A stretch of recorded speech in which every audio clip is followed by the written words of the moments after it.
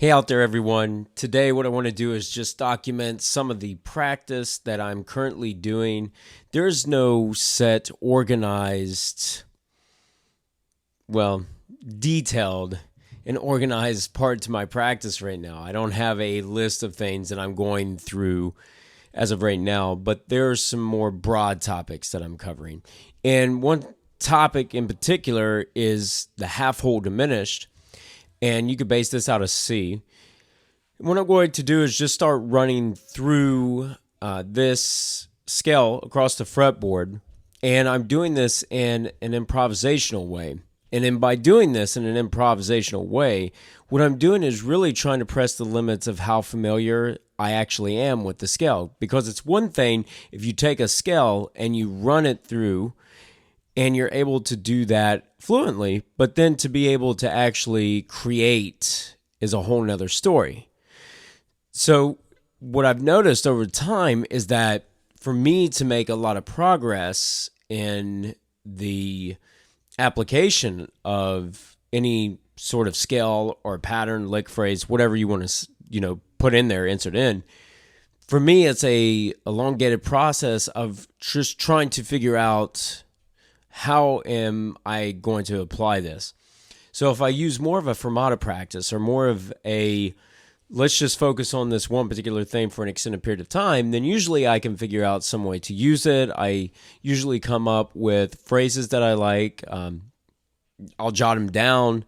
I find things that need to potentially be addressed technique-wise in order to accommodate what it is that I'm trying to produce on the instrument. Because the other facet is that we don't want to become restricted on our use of a particular new tool in our musicality because of a physical limitation that we have with our instrument.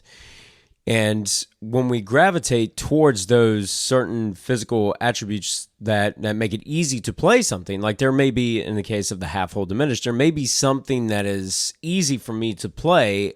And what I don't want to happen is that I continue to go right back to it over and over.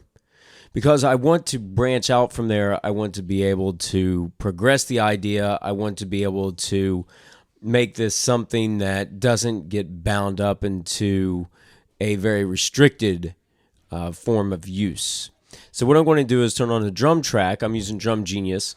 And a couple other things here real quick because people ask. The gear, I'm running first into an RC booster. That's the Exotic Effects company that makes that.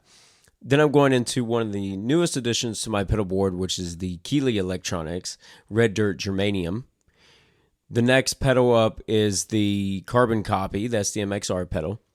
And then I go into a volume pedal, so nothing changing there. But then after that, it goes into a Hendrickson Forte. So again, I'm going to turn on a drum track and I'm going to start improvising. Now, a couple of things to keep in mind. Will I make mistakes? Most likely, yes. Will I hit the notes that are not part of the scale in accordance with these mistakes?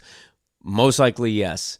At times you may also see, because I'm trying to implement a little bit more legato. Will I fall on my face sometimes? Yes, but that's part of the process, and that's just what I'm trying to figure out right now is where can I go with all this? So I'm going to go ahead, start up the drum track, and let's see what I can capture today. Again, now you can call this the C half whole diminished. There's a few other names you could pull depending on the context of what it is, the chord I'm using. Right now I'm just going to refer to it as the C half whole diminished.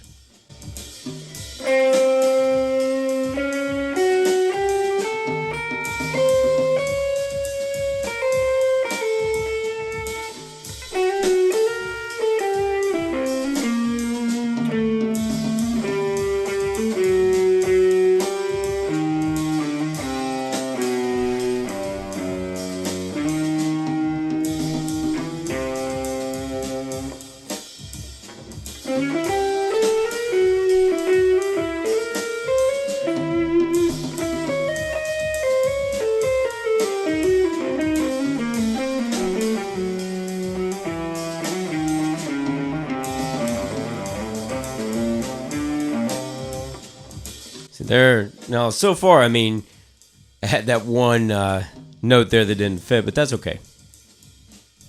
But what I start to notice is that there's patterns.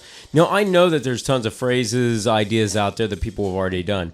But again, my point on this is not to get caught up in all those. My point of this exercise is to feel as fluid as I can throughout the instruments and be able to communicate with this particular tool, skill set, whatever you want to reference it as. I want to be able to use it in a more natural way and not just a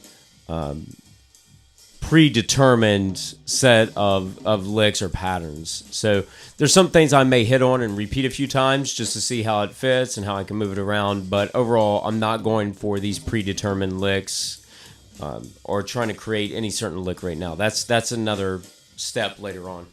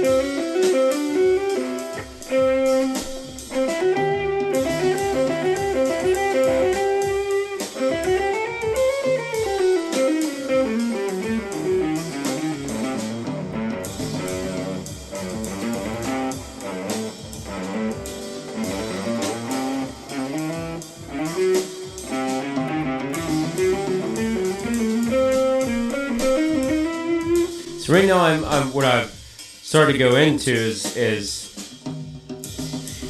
taking the scale and starting at the upper range and work my way down.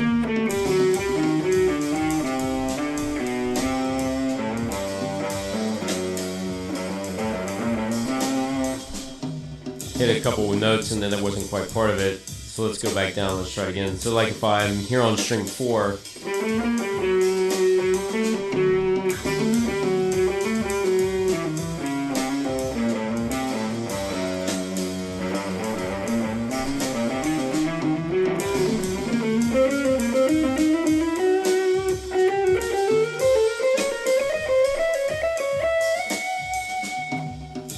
so what I'm finding is a way to go across the fretboard. And something here that I'll just point out real quick. I know the drums are in the back. Something to point out real quick is you want to be able to go in a horizontal fashion across the fretboard. I mean, you want to be able to make your way through the fretboard without having to be limited in one spot. I do think that there's a time where you want to focus on particular areas, but then break out of that and try to combine and make your way through. That way you're not limited to just one spot on the fretboard.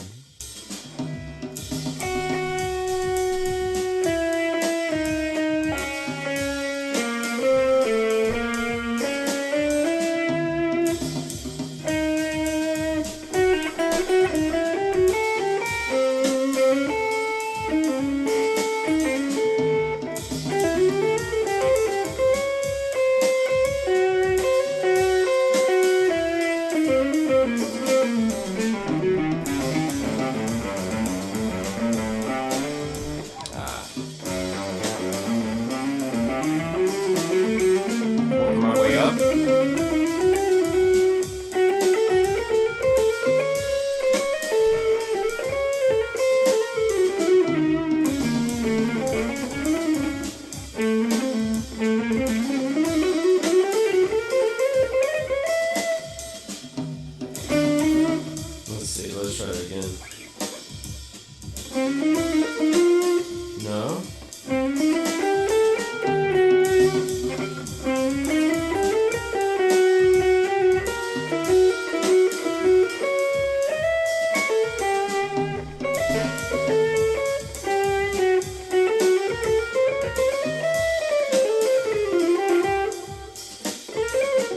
Throwing in a few notes are not part of that half whole diminished.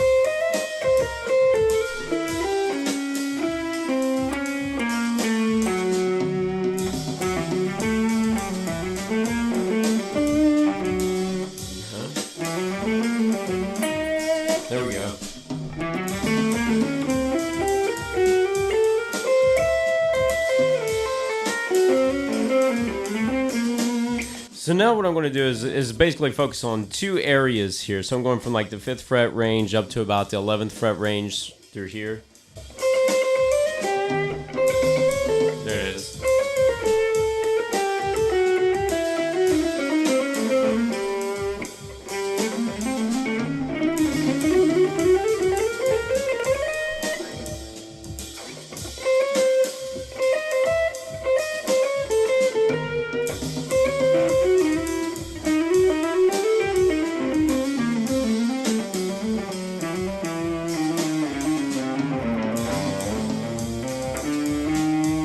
Get back into that.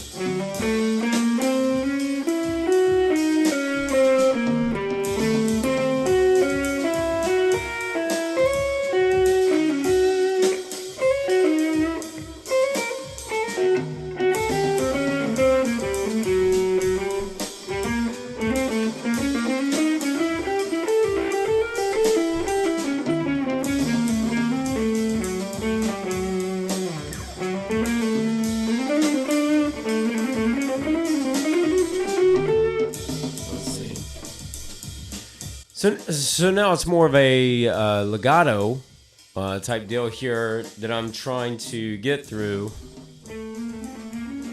which makes it kind of nice because within the 4th to the 3rd,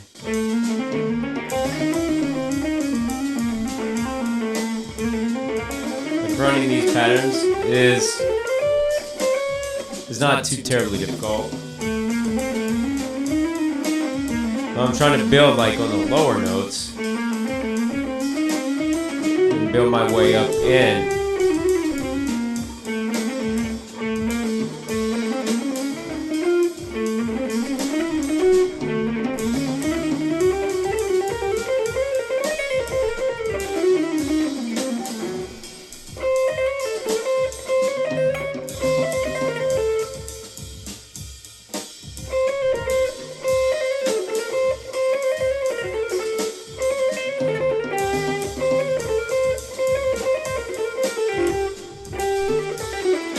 I gotta see how these are flowing.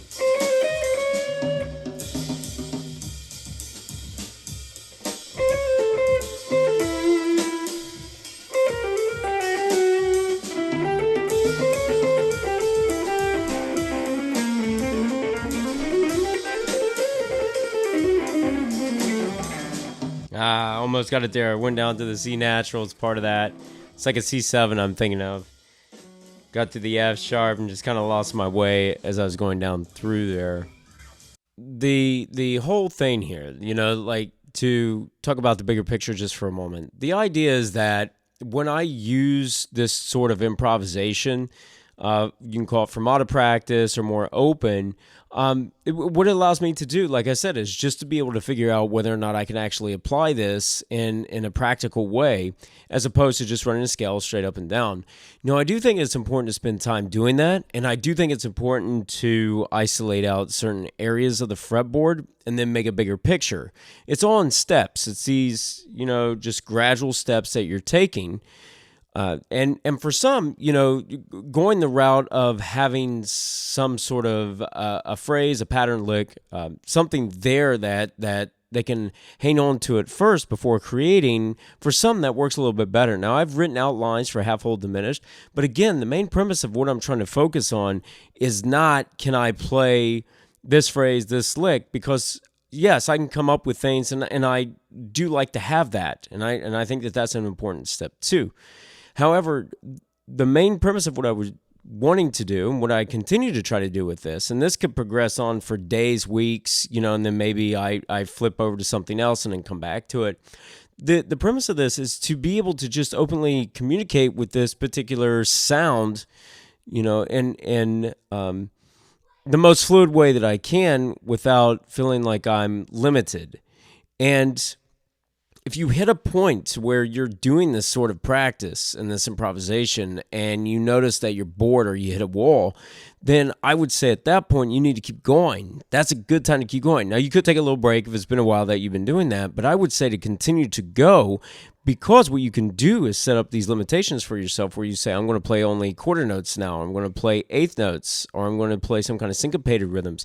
You can find another way in order to put some sort of a limited creativity aspect to this that would allow you to continue to explore this scale, because most likely the reason that you're bored is because you've hit a wall in how you're seeing it. And that could be something physically, as far as, how you're approaching it as playing it on your instrument. Or it could be that, you've hit a wall into the visualization of it, or how you can venture into one, especially in guitar, one area of the fretboard maybe to the next. So I would say at that point, if you're hitting a wall, keep going for a bit, because it's that feeling of resistance that you want to plow through and just keep going. That way you can open up hopefully some more ideas and more creativity. So I hope you enjoyed this. I hope that helps, giving a little bit of insight. If you want to see more videos like that, please leave a comment and let me know. Also, leave a comment and let me know the type of things that you work on in your practice. Don't forget to subscribe, hit the notification bell, and I'll see you next time.